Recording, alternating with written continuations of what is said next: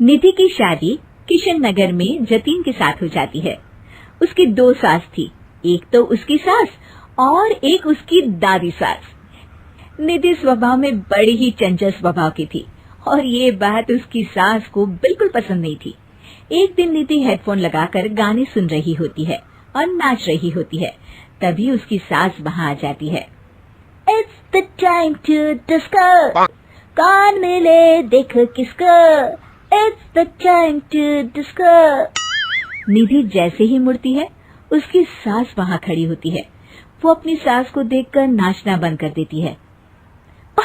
Mummy जी, मैं ना बस थोड़ा। नहीं नहीं बहू, और नाचो, पूरे दिन रात एक कर दो प्रैक्टिस में। क्या है ना, तुम्हें तो डांस इंडिया डांस में जाना है ना। Dance India dance?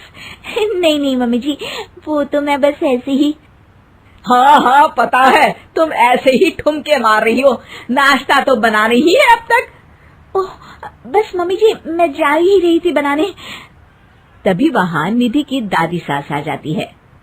अरे बहू, जरा मेरे कमरे में तो चल, तेरा चश्मा नहीं मिल रहा है। माँ जी, चश्मा मिलेगा भी कैसे, वो तो आपने अपने सर पर लगा रखा है। भूल गई थी मैं। सास वहाँ से चली जाती है और दादी सास निधि की तरफ देखकर मुस्कुराती है और आंख मारती है। अगले दिन निधि टीवी देख रही होती है।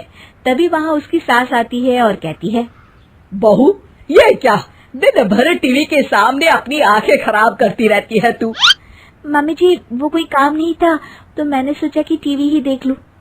अच्छा, काम नहीं था, कोई नहीं, रात में घर में कुछ रिश्तेदार आ रहे हैं, उनका खाना बनाना है। चलिए बहुरानी जी। हैं? कितने लोग आ रहे हैं मम्मी जी? यही कोई 10-12 लोग होंगे। अभी से ही लग जाओ काम पर, समझी। उनकी खातिरदारी में कोई कमी नहीं रहनी चाहिए। सास वहाँ से चली जाती है। बाप रे, 10-12 लोग, इतने लोगों का खाना, इतना खाना तो एक साथ मैंने कभी नहीं बनाया। निधि रसोई में जाती है और सब्जी काटना शुरू करती है। सब्जी काटते हुए काफी वक्त बीत जाता है। तभी उसकी सास आती है। ये क्या, अभी तक सब्जी ही काट रही है? अरे अभी तक तो सब्जी बन भी जानी चाहिए थी। जल्दी जल्दी हाथ चलाओ बहू, मैं जरा मार्केट जा रही हूँ। सास चली जाती है। इतना सारा काम है और खुद अकेले ही करना पड़ रहा है मुझे।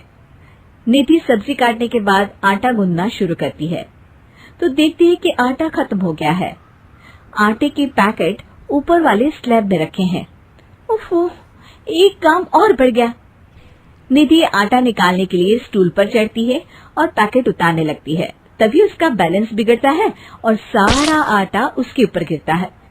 हे भगवान, मर गई रे, ये तो सारा आटा ही गिर गया। अब क्या करूं?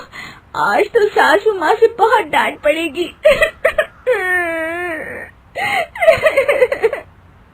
तभी उसकी दादी सास को रोने की आवाज आती है और वो रसोई की तरफ आ जाती हैं। देखती है कि निधि आटे में लथपथ जमीन पर बैठी है और पूरा आटा रसोई में बिखरा हुआ है। अरे बहू, ये क्या हालत बना रखी है तूने अपनी?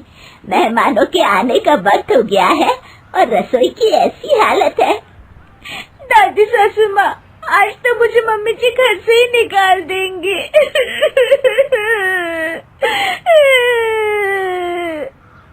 ओफो, रोना बंद भी करो और जल्दी से सफाई शुरू करो। चलो, खाना मैं बना देती हूँ। निधि सफाई में लग जाती है और दादी सास झटपट सारा खाना बना देती है। रात में सारे मेहमान खाने पर बैठते हैं। लीजिए ना, आज तो सारा खाना हमारी बहू ने बनाया है। सब खाना शुरू करते हैं। कैसा लगा आप लोगों को बहू के हाथ का खाना? खाना तो बहुत ही अच्छा बना है। हाँ हाँ, और ये पालक पनीर तो बहुत ही अच्छा है। ये सुनकर निधि बहुत खुश हो जाती है और अपनी सास की तरफ देखती है तो देखती है कि उसकी सास तो कुछ भी खा ही नहीं रही होती। अरे मम्मी जी, आप लीजिए ना, मैं परोसती हूँ आपको। ये लीजिए पालक पनीर और ये लीजिए रोटी। सास जैसे ही खाने का निवाला खाती है तो अपनी बहू की तरफ देखती है कैसा बना है खाना मम्मी जी? सास दादी सास की तरफ देखती है। अब बहुत अच्छा खाना बना है। दादी सास समझ जाती है कि उसकी बहू को पता चल गया है कि खाना उन्होंने बनाया है, और निधि ये सोचकर घबरा रही होती है कि अब उसकी सास उसका क्या हाल करेगी। सारे मेहमान चले जाते हैं। बहू, तुम्हें शर्म नहीं आती? सारा खाना तुमने सासू माँ से बनवाया? नहीं मम्मी जी, वो दरअसल आटा। तभी दादी सास वहाँ आ जाती है और निधि की बात काटते हुए कहती है, अरे बहू, मेरी थोड़ी सी तबीयत ठीक नहीं लग रही, तू जरा डॉक्टर को तो बुला दे। अरे सासू माँ, क्या हो गया आपको? चलिए कमरे में आइए आप। सास निधि की दादी सास को अंदर लेकर जाती है और दादी सास एक बार फिर से निधि की तरफ देखकर मुस्कुराती है। दादी सास ने मुझे फिर से बचा लिया।